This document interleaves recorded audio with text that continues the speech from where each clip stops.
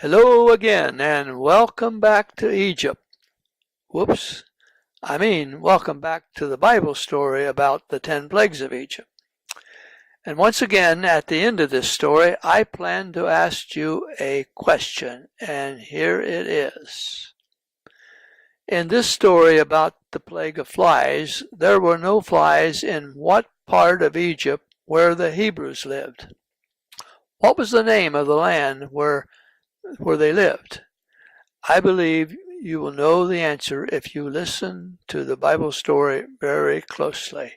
And here we go. Plague number 4, flies.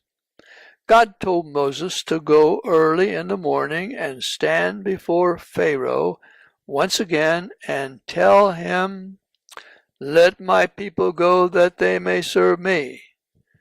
Pharaoh was also warned that if he did not let the people go, swarms of flies would fill the land of Egypt.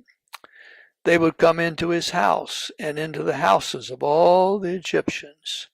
The ground would also be covered with swarms of flies, but there would be no flies in the land of Goshen.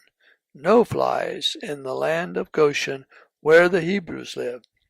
Now, boys and girls, we learn again from the Hebrew word for flies that these were not just regular house flies. They were quite different from the flies that we know about. They were biting flies and caused a lot of pain. The bites could also lead to infection, illness, disease, and even death.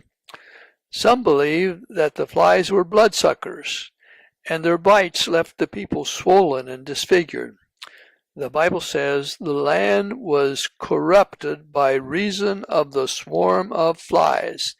It must have been really bad, because Pharaoh soon called Moses and Aaron and said, "Go ye, sacrifice to your God in the land."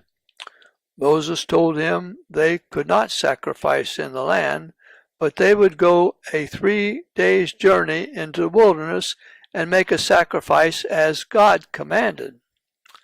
Pharaoh gave them permission to go, but told them not to go very far away. Moses then told Pharaoh that he would pray for God to remove the flies on the next day. But he warned Pharaoh to not deal deceitfully any more in not letting the people go to sacrifice to the Lord. Boys and girls, do you think Pharaoh will really let the people go? You are right. When the flies went away, he hardened his heart and would not let the people go. Now, what about the name of the land in Egypt where the Hebrews lived? What was it? You are right. Again, it was called Goshen, a very special place God gave them while they lived in Egypt. Don't miss the next time when we go to a plague that is even worse. See you then.